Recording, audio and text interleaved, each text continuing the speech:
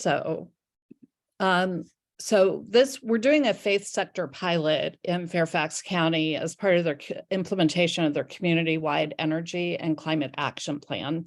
That's a lot of words. Again, though, we welcome people from all over who want to do this, including India, which is exciting. Okay.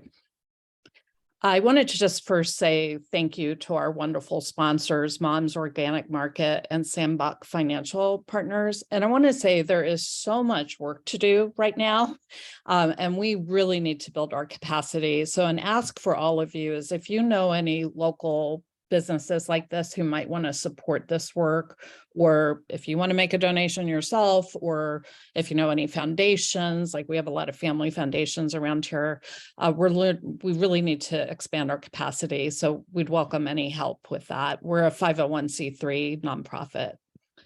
Okay, so the first thing, the Fairfax County Community-Wide Energy and Climate Action Plan, I'm not going to spend too much time on this because I know a lot of you were actually involved with creating, helping the county create this. I will, when we get out of the presentation, I'll put a couple links, or maybe actually the Fairfax staff could put links about the climate action work that they're doing, the department, as well as the actual plan and the implementation plan. And this is a video from Supervisor Stork. I'm not going to play the whole thing because it's fairly long, but I wanted you to hear it. This was his vision, so I wanted you to hear a bit from him. Hi, I'm Dan Stork. I'm the Mount Vernon District Supervisor on the Fairfax County Board of Supervisors and the Environmental Committee Chair. It's my pleasure to speak with you a few minutes about the Community-Wide Climate and Energy Action Plan. This CCAP is a critical part of what the county is getting ready to implement this fall and really throughout 2023. And we need your help. To meet the goals of this community action plan, we need everybody in every sector, every area of Fairfax County to be with us, to work with us, and to be a leader in this process. We fortunately have been able to partner with the faith community and climate action folks, as well as working with you to engage us in putting together an organization and an action group that's willing to move some of these climate action improvements forward. We found Faith Alliance to be a great leadership organization. They've been very action-oriented. They care much as you do and I do about Mother Earth and how, if you will, the great beyond, that we're all trying to make sure that our species and our planet, and frankly, all of the natural world can share as we move forward as a planet. So I'm going to move on from that. Whoops.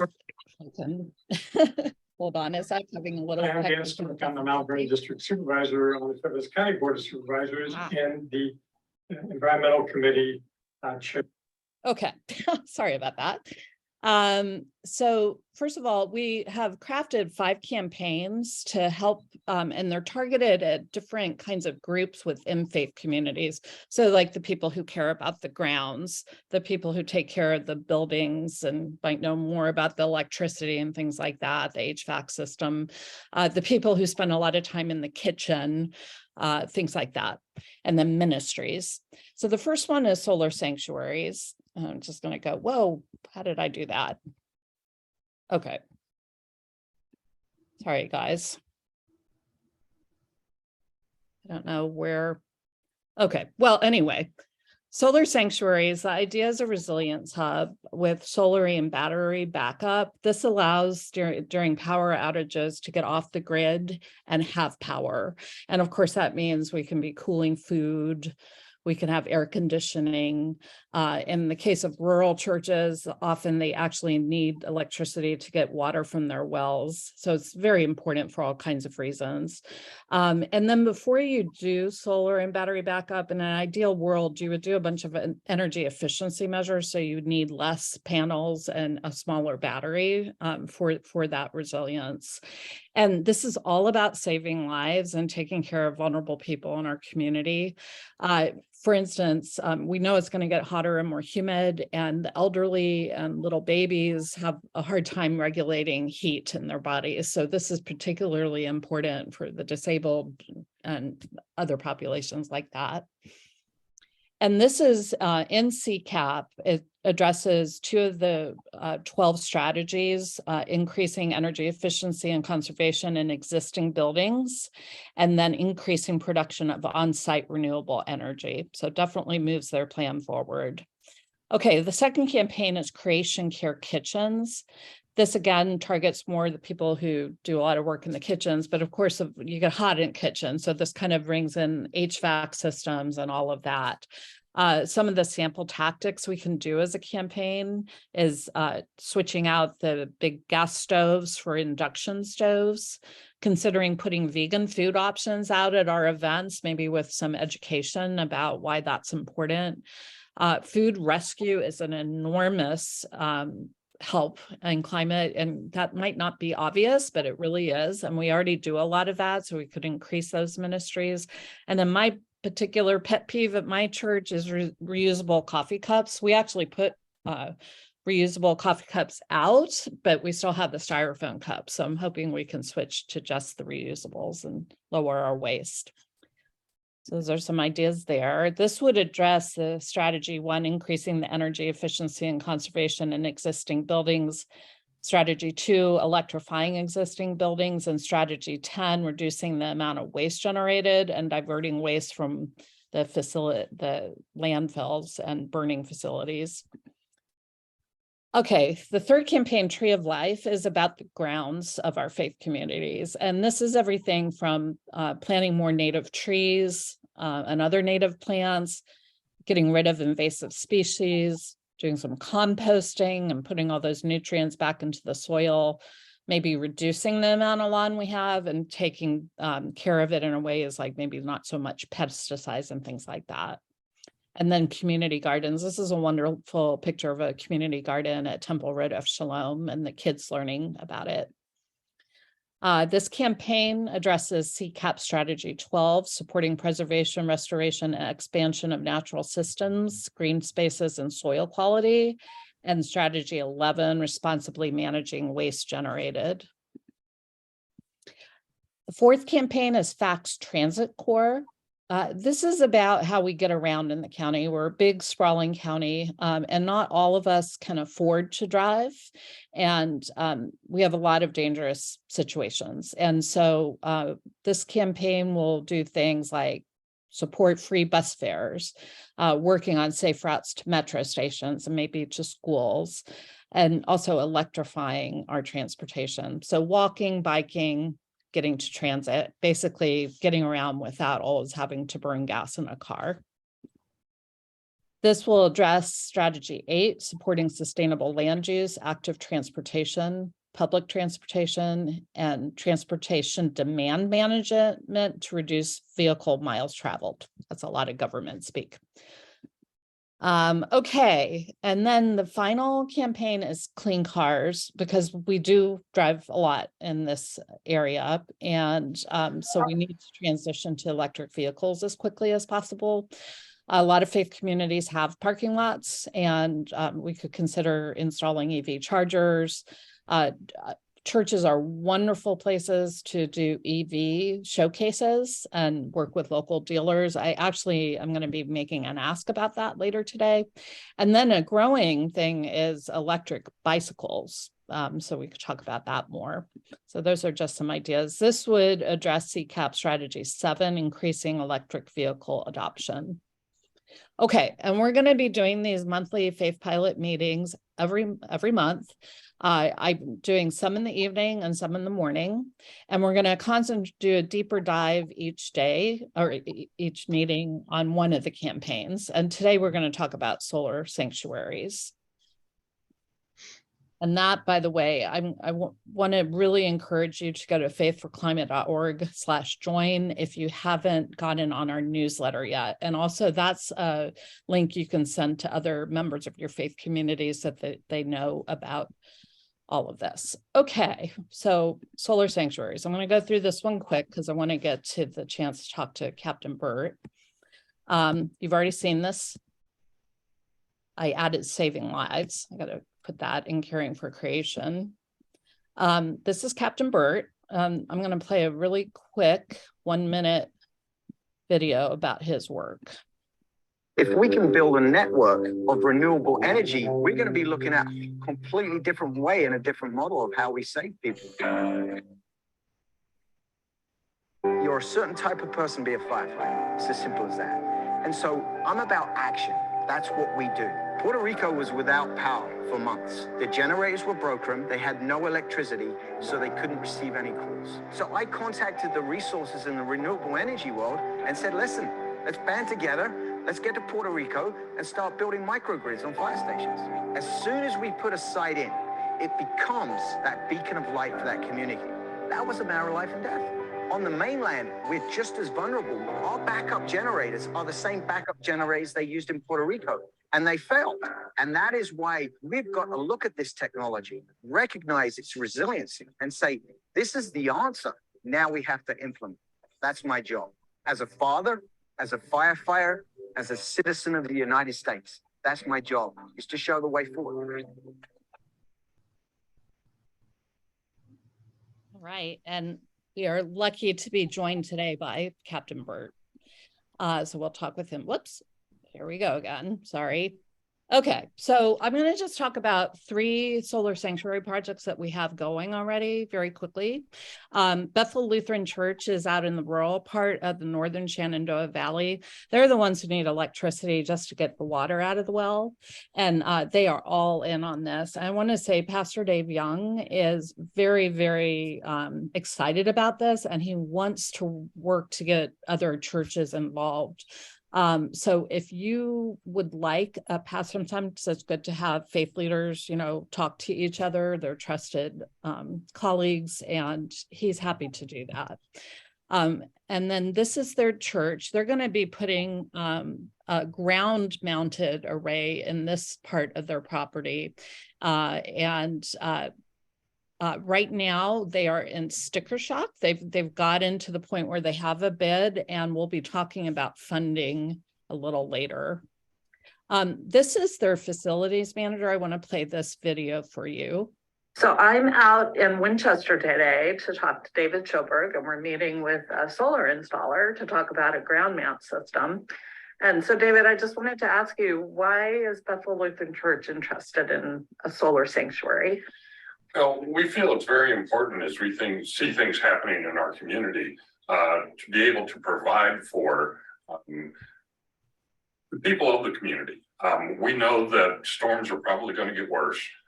We know that all of our utilities are above ground. So when bad storms come through, we're definitely impacted, and impacted to a point where the downtime can be very extended.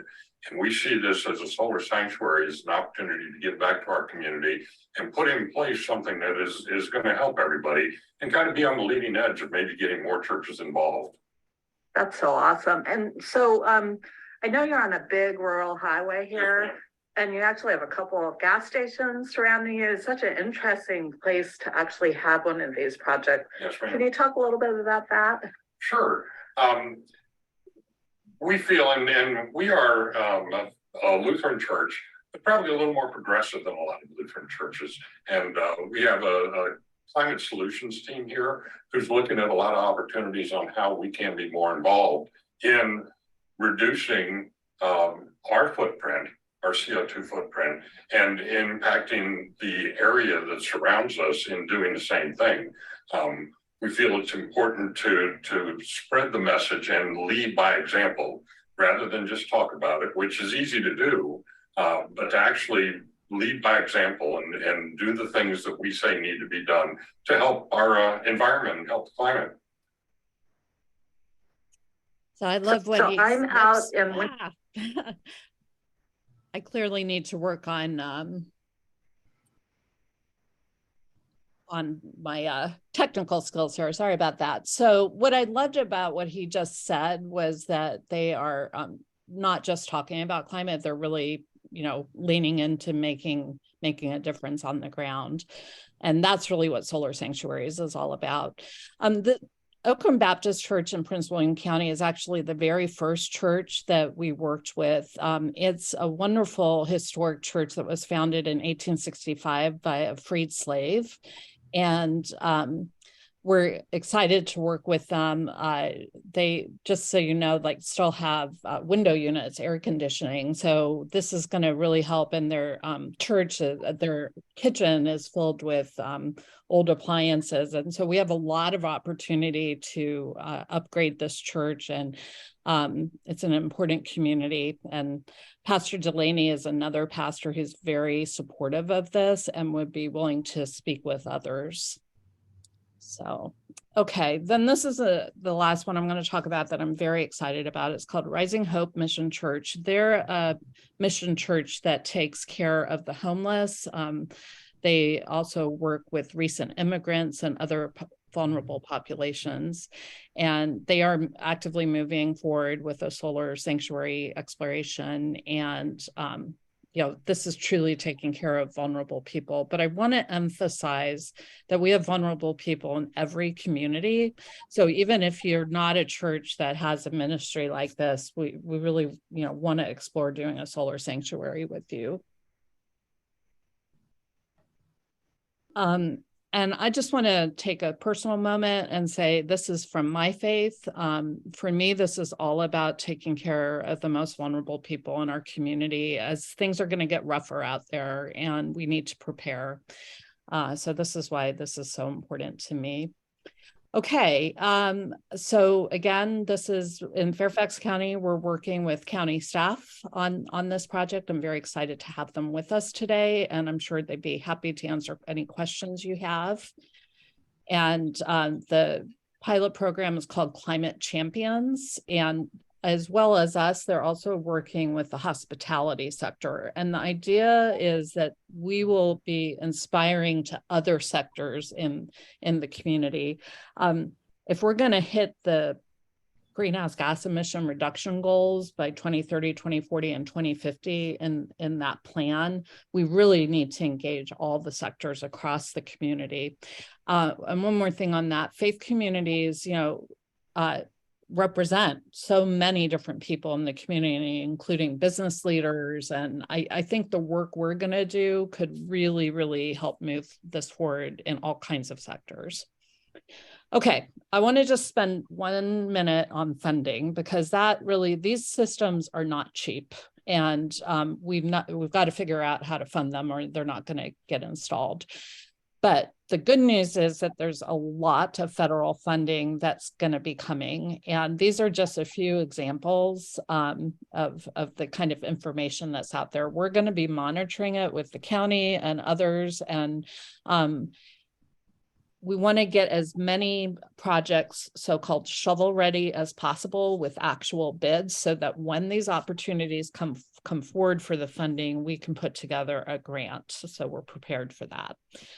So last thing, this is a quick video from a similar project that they're doing in Louisiana, where of course they have, this is a much more dire situation already there.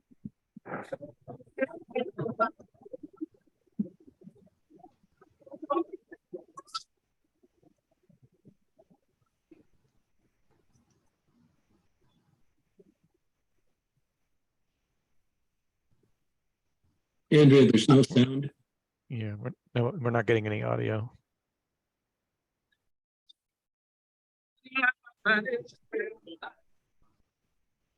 So let's face it.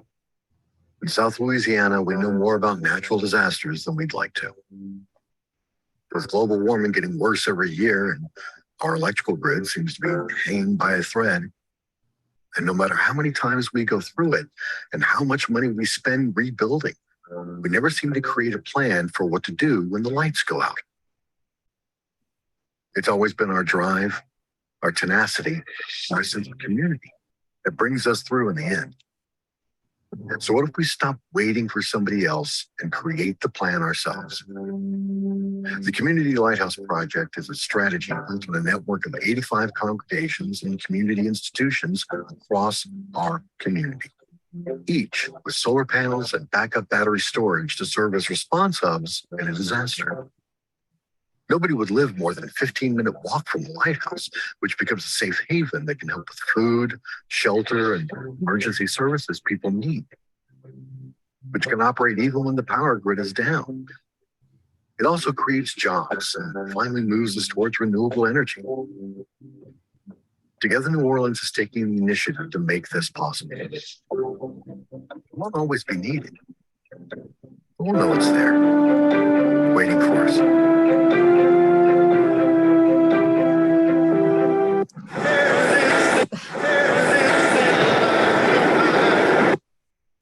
Whoops. Okay. So last, I want to just say thank you for being here today. This is just the beginning of the conversation. And my ask to all of you who are here is to consider introducing the solar sanctuary idea to your community. And we'll talk about how to do that. It's pretty straightforward. And this is the last thing I'm going to share with you. This is the exploration process. So basically in an introductory call, maybe with your pastor or a mom, and then maybe, you know, with the leader of your building committee, people like that, we go through basic information about what is a resilience hub and, you know, the technical part of it. And then we go through the process, and it's very straightforward. First of all, you send the energy bills for the past year and information on the age and type of roof. If you're going to do installation of solar on your roof, you need to know that. Then we work with our national partner, M-Phase. They do an analysis of a potential solar project, and then you go back and forth about, oh, we don't want the solar panels there for whatever reason, we want them over here. Anyway, you have a discussion about that. And then we bring in a local solar installer who does the on the ground analysis and gives you a bid.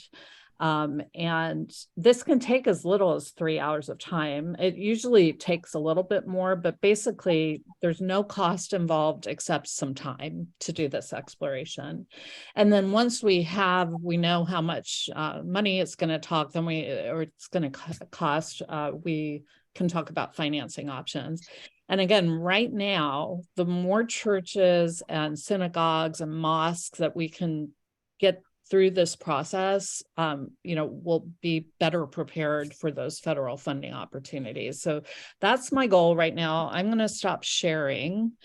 Let's see, stop share. Okay. So my biggest ask today is if you're remotely interested in this, please let me know. And we can set up one-on-one conversations with your church. Captain Burt actually does these calls with me whenever he's available.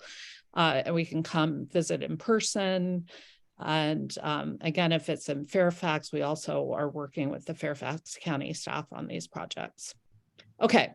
With that, I would like to move over to talking to Richard Burt, though I see a question from Sarah. Thank you very much. That was amazing presentation. Really, really helpful. Thank you. Has there been any talk? So we've had a solar assessment and been told that it's probably not worth it for us because we have too much tree cover. And so one of the things that we've been exploring is whether there is other churches in or near our community where a grid could be built. Is that part of what you might be included in consideration where we would share solar resources? Yeah, actually, you know, you reminded me, I meant to show something. Northern Virginia Regional Commission has this really cool tool where you can actually look at how much energy is available, solar energy on your roof. So I was looking at my church, which is surrounded by trees, and I was worried, and it actually has a surprising amount of solar energy. So it actually might work in our case, but it's also near a fire station, and it's also near an assisted living place. Yeah. And I got this like whole image of us putting a whole kind of, you know, resilience hub around, because first responders need to have power too. So yes, so basically let your imagination go. If you can imagine some kind of resilience project that makes sense for your community, it doesn't have to be on the faith building. Understood. Thank you. That's very helpful. Yeah. Any other questions? Yeah, Leanne. Just what was the name of that, the tool that you just spoke of that kind of gave you a rough estimate as to whether or not there would be some savings there? You know what I'm going to do, Leanne, while we're Put it talking in the with, chat. I'll put it in the chat. Yeah. Super, thank you. And if people want to see it, I can share my screen again too. Okay. Yeah. So I'd Linda? like to just, I'd Okay. like to say just to kick this off in the sense of people got questions for me. So literally, I started this process and this was built around emergency services. So Puerto Rico, fire stations in Puerto Rico, paramedic stations, fire stations in Southern California after the wildfires. So my goal was to look at literally 911 centers to do this. And I had to build a network. And what happened was I went to Louisiana after Ida, and I had I put a couple of Tesla systems in faith communities down in the bayou, and I was amazed at the response and how they became a resiliency hub. Literally, we put the power in, and then the Red Cross turned up. Then once World Central Kitchen turned up, then a bunch of other agencies started turning up. So we created this hub with power that created other resources too. And so the ball clicked for me, and I realized these sanctuaries across the country that people know, because the pastor in the one church literally was greeting people as they came in, and it was thousands of people. So at this point, I thought, okay, we're going to expand this. And we'd been working together on this project, and it really, seeing it actually work was incredible. So the concept here is pretty much, we have to put in safe equipment too. So Enphase is a leading, I teach thousands of firefighters all over the world about solar safety. And so what I do is I work with the industry and do a lot of testing. And Enphase is a very, very, very safe product. It's a manufacturer, it's not a company. So they have a national network of installers. But the idea, the concept here is you put the solar and the storage on the church, it becomes that critical, vital resource for the community. And when I see kids coming to their church, they're calm, they're relaxed, even if there's a storm. Whereas if you go to a fire station or police station, it's a little bit more nerve-wracking. I find in churches, just for the people, for their mental health, is amazing too. So I'm starting to rack up all these advantages to why we can do this. And you have a faith community network across this country. It's a brilliant way of saving thousands of lives. We literally have so many people on home oxygen, on CPAP, keeping insulin cool. All these things are low-hanging fruit for a very small amount of electricity with storage. And it goes away when the grid goes down. So to be able to provide this in a community setting that people trust is, to me, one of the best solutions for what we're facing in this country. So I'm full on board trying to build this network across the country. And that question you asked about, well, if you can't put it on our church, put it on another church. The idea is that bring the faith-based community together, whether it's a mosque, whether it's a synagogue, whether it's a church. It doesn't, that's not the point. The point is, this is a critical space for human beings who belong there, who believe in that community and feel comfortable in that community. And so to me, to do this right, you have to build this network, and we've got the technical expertise to do this correctly. And so that's the most important thing to me, is I'm looking at a solar sanctuary as a very, very critical life-saving facility. So we can't get it wrong. So that's why we've built this fundamental building blocks to be able to do this, just like a fire station. And so that's where we're at. I think we can do this across the country, and I'm super excited about it. So what questions do we have for Richard? Could I ask one? Yeah, go ahead. Yes. Hi, Richard. Thank you so much for being here.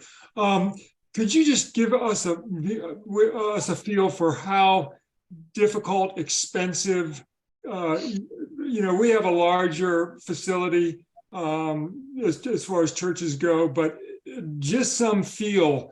And also, if you're charging the batteries like Tesla batteries, does that have any negative impacts for just your solarization use if you're pumping electricity back to the grid? We just don't. This is new to us at Holy Comforter, this idea. Yeah, so those are all good questions. The basic idea of this renewable energy is if you put solar and batteries on your church, number one, we look at your church and say, are we going to back the entire church up? Or we look at your large facility, and they're usually large facilities, and say, okay, what are your critical rooms that you think you would function in, right? So we're not building this massive expensive system that backs the entire church up. When you have a critical situation, it may be 3 or 4 rooms and a kitchen that you need. So that's the first thing we say is where are the critical areas so we can reduce the size of the system and the price. Number 2, we look at what does the church use for electricity? What are your bills for electricity? So what we found in Puerto Rico when we put these battery and solar systems in a station, what happens is the electricity bill goes away.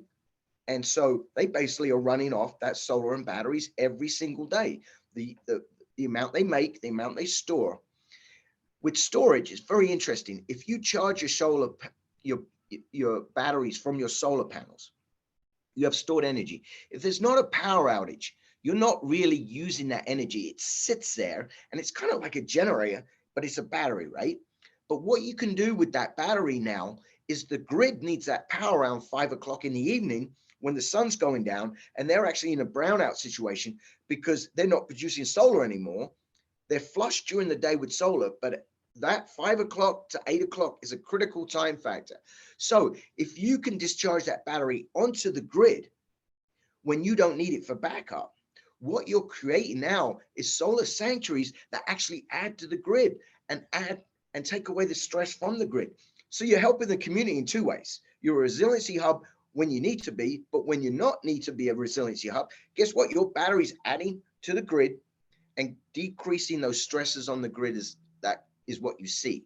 So fundamentally, we'd split your church up, look at critical areas, build the system, and then work on what are the financial implications for this, and can you sell that power back and become part of the grid services? Did that So answer just, those questions? I want to just say at Bethel Lutheran Church as an example, they have a big fellowship hall that's connected to their kitchen, which is a pretty typical layout. Then they actually have an elevator that goes down to the bathrooms where they have showers. So that's where the footprint, they're not doing their sanctuary or any of the, they have other buildings. They're just doing that core piece. Did that answer your question? And I think you're recording still. oh yes, is it okay? I'd like to have Captain Bert's answers recorded if that's okay. Are people okay with that? Fine. Could you speak to the vulnerability of a solar grid in a storm? Yeah. So with the panels, the last disaster I did down in Ida, what we noticed was this. And I'm teaching right now, I'm in Colorado, I'm teaching 600 firefighters in a West Metro area right now. And we talk about resiliency on the solar panel. What does it mean on a roof? Number one, when they put a solar panel on a roof, it's designed to take a Cat 4 or Cat 5 hurricane. So actually what we found in Louisiana when we went down there was the roof that didn't have solar panels was gone, and the part of the roof that still existed had the solar panels on it. So these are really resilient. And so they get put on roofs to Cat 4, Cat 5. If they were standing on their own, they're built to take that kind of wind. Think about a power pole that's just sitting there with heavy wires. This thing just comes down in 80, 90 miles an hour winds. You've got to drum up 130 to 140 mile an hour wind to take those solar panels off a roof, or a direct hit with a tornado is going to destroy everything. But what I'm saying to you, you have a lot better chance of those solar panels up and running after a large storm than poles with wires. And so that part of the resiliency is huge. The other part is the batteries themselves. The technology and the chemistry that we're using for the storage is critical to understand that it's decreasing with the fire risk because we're using LFP storage technology. It's a chemistry in the battery that I like and that we're pushing because it's a lot safer for fire risk too. And so the combination of working with the national manufacturers that are basically gold standard for firefighters, all I'm doing is taking that national standard and saying, if I put this on a fire station to protect my brothers and sisters, I've got to have the same quality and the rate of safety for a solar sanctuary. So that's kind of an easy shift for me that way. And Eric had his hand up. Yeah, and this may be more a question for Allison or for county staff, but maybe Captain Burt, you know the answer. I think it's Sarah, my church has been evaluated for solar, and we're in the woods and it's in the wrong orientation. What is the feasibility in Virginia and in Fairfax for doing the kind of community solar that Sarah mentioned that would be the way that could work for my congregation? We have an LDS church right next door that's got lots and lots of roof space. Are we allowed to do community gardens, solar gardens? That's a great, I lectured on that in Stanford, actually. It's called a virtual grid. So the idea is, if your structure, we do an assessment and it's shaded and you can't put it, and there's no ground mount opportunities there, or there's no covered parking opportunities, and you've got a facility next door and it's a faith-based community, we could look at that. You could get together with your basically church and the church next door, right? And what you can do is say, listen, we've been exposed to this, we can't do this, but we would like to work with you. And yes, that's very plausible. You've got 2 meters. You'll have your meter for your church and a meter for them. But if you're producing electricity from the system, what you can do is have an arrangement. Electron is an electron. So you can have an arrangement where you monetize that. So number one, there's savings on both sides. But number two, you can share that, and you can easily build into that a circuit into your church. So you could have a backup from that church next door. And it's just called a virtual grid. And you can actually see the electrons you produce. So this wouldn't be a matter of just saying, well, maybe we saved this amount of money. You can actually see and monetize exactly what that produces, what it puts to the grid. So it's a lot easier to collaborate by doing that, just because of the technology advances. So that's a great idea. I think that's what you should run with, is have that conversation with the other church, and let's start building that out. And just to add on to that, I don't know if you all have heard of, there's a nonprofit called Solar United Neighbors that helps people make those sorts of arrangements and join solar co-ops. I'm not affiliated with them. I'm just giving them a free pitch. So I can send their link. Again, this is not, I'm not affiliated with them, but I can connect you to them. It'd be as easy as drawing up a contract between the 2 churches and saying, listen, we've fundamentally built this system, and the contract is this amount of electrons. We would share the amount of electrons made by the system and used by the grid, so you financially get credit. But at the same time, the grid goes down, you'd have basically a system over on the one side of the church, and you would have a circuit. You'd decide what you want backed up in your church, and they're literally, the 2 of them could be running together simultaneously. I wanted to break in here and just say, I don't know if there's any regulatory issues with Dominion. Every state is different. But one of the exciting things about the partnership with government is, as we maybe lift up or run into barriers, we can work with our elected officials to see if we need to remove them. And part of FACTS's strength is we're really great advocates. So I'm kind of excited about that. Like, even if we run straight into a brick wall on some of this, we'll, figure out what that brick wall is and dismantle it together. Yeah, Dominion has slipped in some things that do make it more difficult.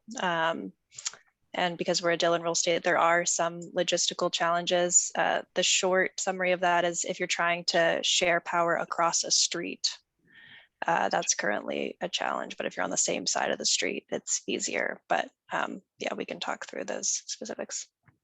And one more thought, like, let's say we run into something like that, like the churches are across the street. Well, we're humans, right? So we could also just have a human agreement, like, you know, if we can, we'll help you get this built at your church, and so that we can take care of both of our communities at that one building.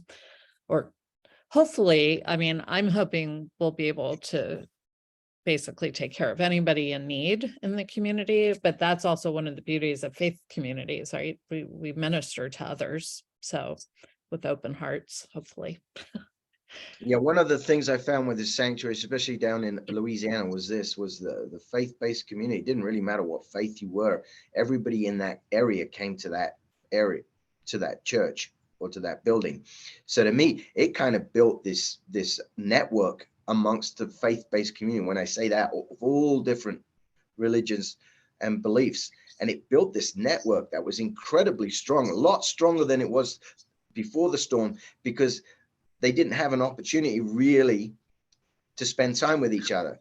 That basically what happened was you create this space, you got resources there, and then everybody used that resource. And what happened was you start having community across the face. And to me, I would love that concept of everyone working together in an area. And let's say there's 4 churches, 2 of them are great sites. Let's build those sites out. Then you can have that community-based training where you can say, okay, run through a drill and say, everybody come to this church, and actually do this on a meeting basis where you have like a social between the 2 churches. You can build this out in a way that's going to build your community out incredibly, even before the storm hits. So this is something that has so many layers. So many layers of benefits that I didn't really realize in the faith community. And the big goal for me is to look at this country and literally have a network of faith-based communities that I can go to FEMA, the big boys, my Task Force 1 team in Nevada, and say, you have power here, here, here, here, here, here, here on a map. And they're all faith-based communities. That would just blow FEMA away. And we could do that outside of the government FEMA. You've got the ability to do this.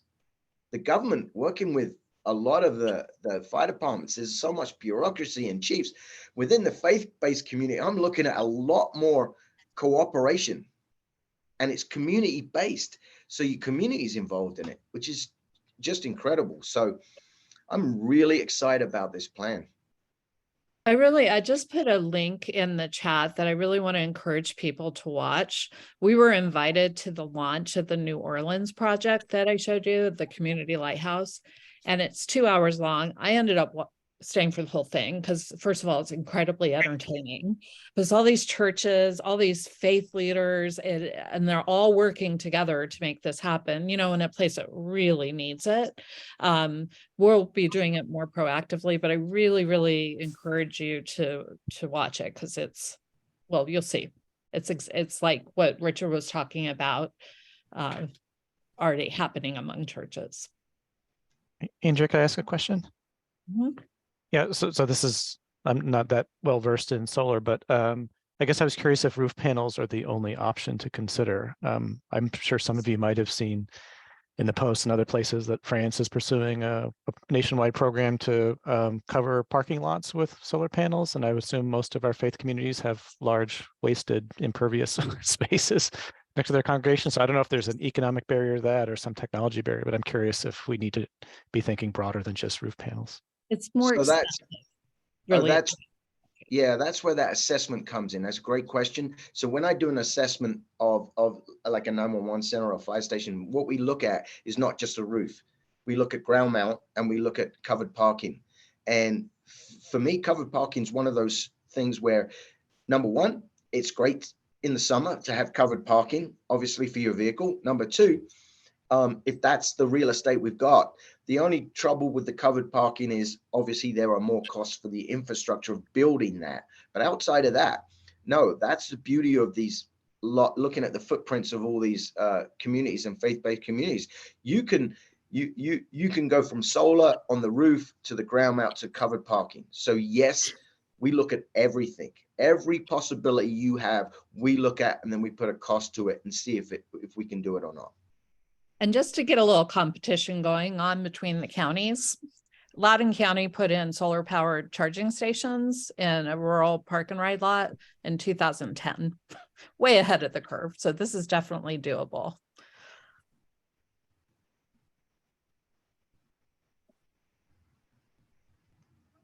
What other questions? Yep, go ahead, Peter. Sorry. I'm sure you would have mentioned it, Andrea, if you had any news, but any news on the federal, funding for nonprofits from the IRA, since, you did your fax meeting a couple of weeks ago. We're just desperate for that, to have some certainty. I know you kind of alluded to, hey, get the things going and started, but if we just knew, yes, this is true, that helps us plan financially and narrows the option. It makes it a lot easier to, get contracts ready if the federal government will pay for a third of it. Yeah. So first of all, we know the money is coming. We just don't know what the programs are going to be. The agencies haven't released the programs. So what I do know is if we don't have the bids ready, is probably going to be hard to get it ready in time to meet all the deadlines. So I just want to emphasize all this costs right now is some time to spend with contractors, right? And, getting your church behind the concept, but it doesn't even have to be like all the elders and everybody's signed off on it. As long as they're okay with you doing, all you have to commit to right now is the exploration process. Does that make sense? And if we can get a bid, then I know I'm a former elected official. And when the last time we had the economic recession, we had the American Recovery Act, it was the shovel ready projects that got funded. Right. We're trying to get ahead of the curve here. And, in the end, we don't even know if we'll get the federal funding, right? But the worst that will happen is you will have done this exploration and thought process, and maybe we'll figure out another way to get it funded. Because I hate to say it, with this particular project, I think we're going to need resilience hubs sooner than later. This will come to be a time when we're all working to build these. So have an opportunity right now, but we know it's going to get stormier and hotter and more humid. Just to add on to that real quick, in addition to the funding that's coming, there are existing tax incentives. And even if you're not a taxable entity, the change is that there's now a rebate. So there are existing perks for solar in addition to the perks that are coming. We can send our fact sheet on that. Sorry, go ahead. Sorry, Alice, I thought you were done. Okay. I wanted to just lift up what they're doing in Maryland as an example, because there might be future funding opportunities. They're using their RGGI funds part of it to go towards resilience hubs. So I could see maybe in the future, the General Assembly, assuming we stay in RGGI, I hope we do, but maybe changing some of the funding and putting it towards resilience as we find this is becoming more and more important. And I want to say, like in rural areas, there's a lot of people who don't even have air conditioning. So even when it's not, we need to do this all over Virginia for the vulnerable people in our communities. On that modeling too, the idea of basically, I was trying to get fire stations in stateside to do the same model as Puerto Rico. So I had to create something for a chief to be able to go to the city council and say, I've already got the numbers, I've already got the modeling, this is what it would look like. So he had something, or she had something to present. Now we've just moved this model over to the faith-based community. So please use these resources. They're free. That's why we did this, is to give you that information. And then if you can build this portfolio of what you want to do, you can also do a small presentation to the congregation after you've got these numbers and say, listen, we've investigated this. This is what we can do. This is what it means to the community, and see if you can fundraise that way too. So this is a great resource to have. Build your system at no cost, get the information, then make some informed decisions, then start looking for the money. So really what we're talking about right now is the exploration process. And we know that funding is the big thing we got to figure out. So, by the way, part of what I'm excited about this work in Fairfax County and the rest of Virginia is just kind of figuring out the problems. You know, that's part of how we're going to move things forward, is if we explore hard enough that we go, oh, this is what we have to fix, you know. And I think Northern Virginia is such a well-educated, powerful part of the state. Like, if we can figure it out here, we'll be able to help people across the Commonwealth and really across the nation. So that's another reason I'm excited about this. And I'm really grateful that you all have shown up. By the way, we're past the hour. I just wanted to note that I'm fine staying on and talking longer. But I just want to say, if any, especially the government folks, or Richard, if you need to get going, we're really grateful for you being here. And but I'll stay on as long as people want to. Yeah, I'm going to head out in a minute. I'm teaching firefighters here in a little while. Mike, is anybody got any other questions on safety or deployment? Is there any other questions here that before I leave? Okay. Okay. And I want to just say, Richard, oh, my cat just fell off. Sorry. I want to just say, Richard really does get on the phone with me with faith communities. So we've been working on this together for several years, and we're both very passionate about it. So please, you know, don't let the barriers get in your way. Let's take them down together, and we want to help. Yeah, and I'm not financially involved whatsoever in any of this. That's one thing I want to make clear is when you see an electron, a renewable energy source, save someone's life, what happens is a paradigm shift. And so what I'm looking at is this is a technology that we can take into a disaster area, vulnerable citizens, and we can save lives. Like, I've spent 30 years of my life on a fire truck, a heavy rescue, and my skill set doesn't really work in a disaster area when there's no electricity. And 3/4 of my equipment doesn't work when there's no electricity. So the idea, fundamental concept of being able to provide electricity in a critical area that's been hit by a storm with vulnerable population is the basically first step to saving lives. So this isn't something where we're imagining this, or we have to create something, or we've got an idea that's going to save a life. This is a direct connection between someone living and dying, is that electron that's produced on the building, stored at the building, and used at the building. It's called point of use. It's like the golden hour in the trauma world. It literally is that point. And so that the concept of building these resiliency hubs across the United States, that then FEMA, that then local fire departments, paramedics, police can use as a resource would be absolutely incredible. And this is the platform I see where we can expand it. So again, thanks for joining. I'm going to take off and go teach some firefighters. Thank you, Captain Burt. Thank you. Bye. So I'm going to stop recording, and maybe we can talk a little more, those who want to stay. And you're welcome to go.